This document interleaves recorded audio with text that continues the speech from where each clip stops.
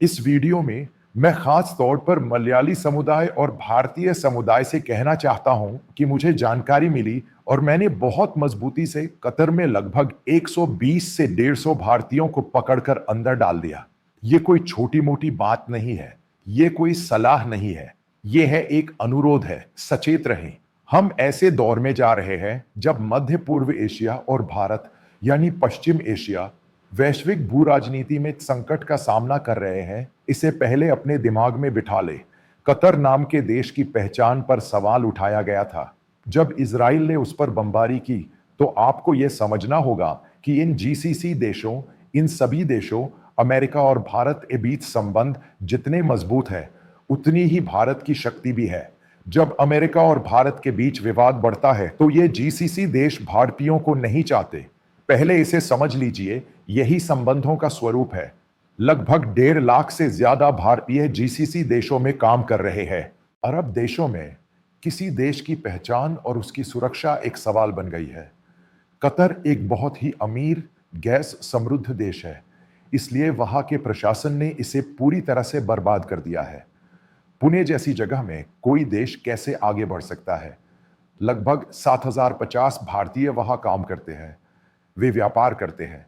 जब आप उस देश में जाते हैं तो आपको यह समझना चाहिए कि वह एक लोकतांत्रिक देश नहीं है, यह इस्लामी शरिया कानून वाला देश है।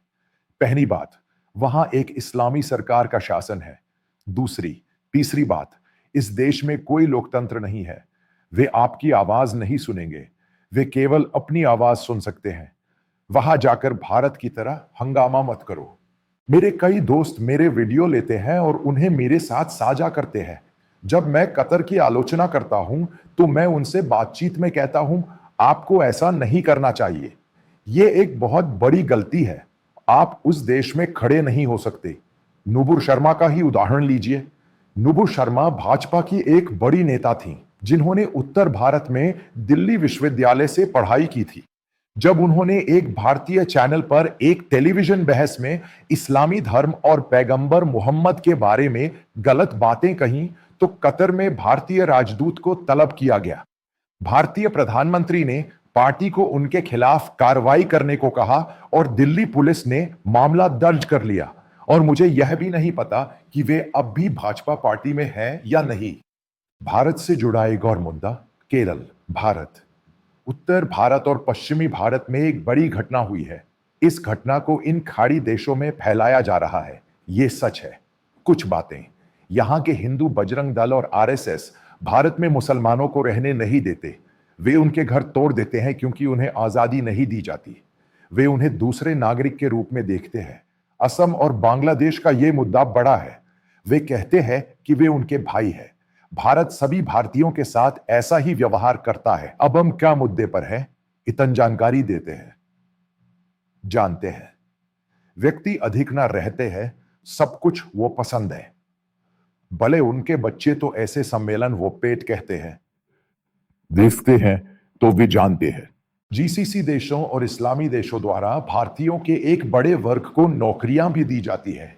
क्या उनके पास उनके साथ व्यापार करने की कोई शक्ति है? तो मूर्ख मत बनो। आप भारत आए और मोदी या संघ परिवार की प्रशंसा की या गाय गोबर गाय मूत्र की प्रशंसा की, लेकिन उन देशों में काम करने वाले लोग, उन देशों में जो कानून है, उन देशों में ये सभी लोग जो ऐसा कहते हैं, लोकतंत्र निर्वाचित नहीं है। ये सभी धर्म के पक्के शासक हैं। ये कभी भी गिर सकते हैं। इसलिए उनके लिए उस देश को नष्ट करना बहुत बहुत बहुत मुश्किल काम है। कितने ही इस्लामिक देश तब ढक गए जब वहां चमेली क्रांति हुई थी।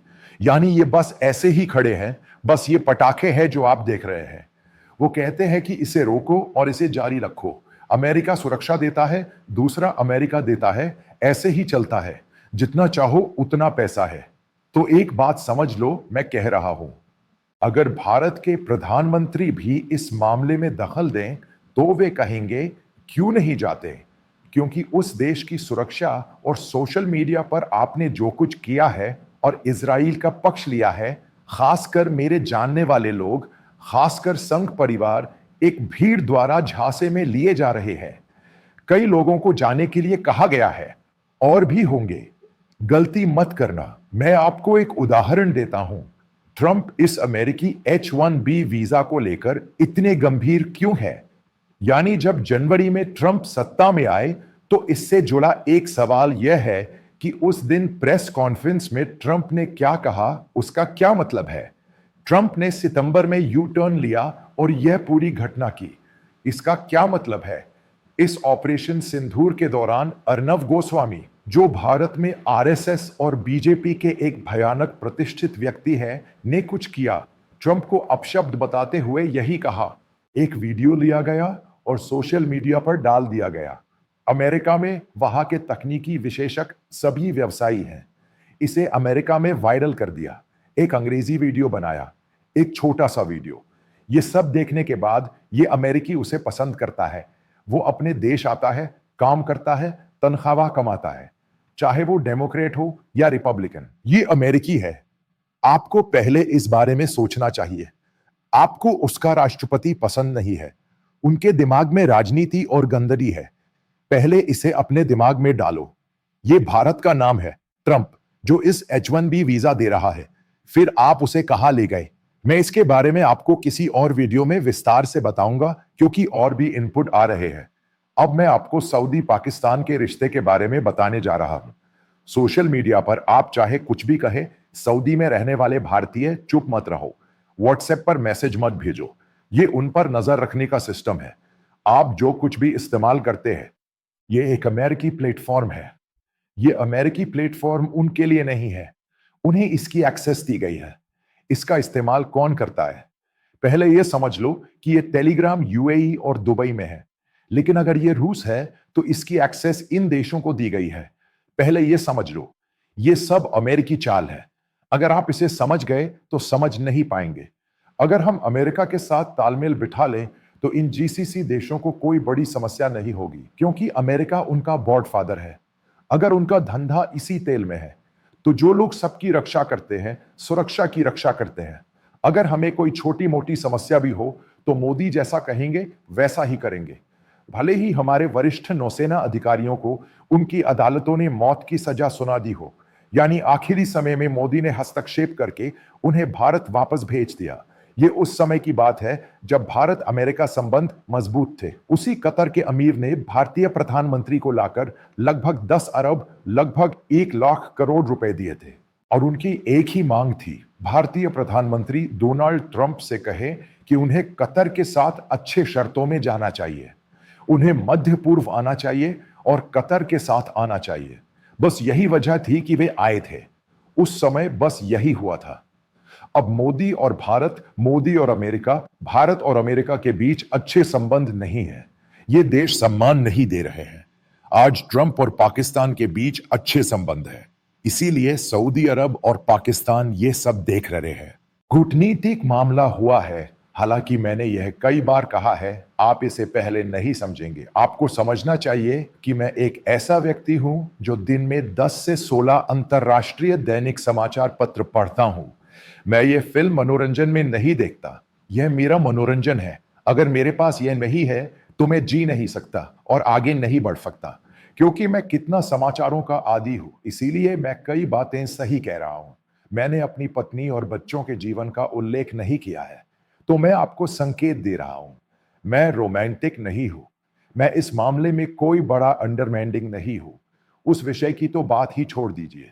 मैं जो कहने जा रहा हूं वह यह है कि आपको इस सऊदी और पाकिस्तानी मुद्दे पर टिप्पणी नहीं करनी चाहिए। आपको बस इसे सुनना चाहिए, या आपको इन सभी नौकरियों से इस्तीफा दे देना चाहिए और भारत आकर सक्रिय होना चाहिए और चीजों में हस्तक्षेप करना चाहिए। आप अपने काम में लग जाइए और चीजों को समझिए। उस देश के कानूनों के अनुसार, उस देश में मौजूद सुरक्षा, उस देश का अस्तित्व, ये सब जरूरी है। इसीलिए इन अवांछित चीजों में दखल दिए बिना मत जाइए।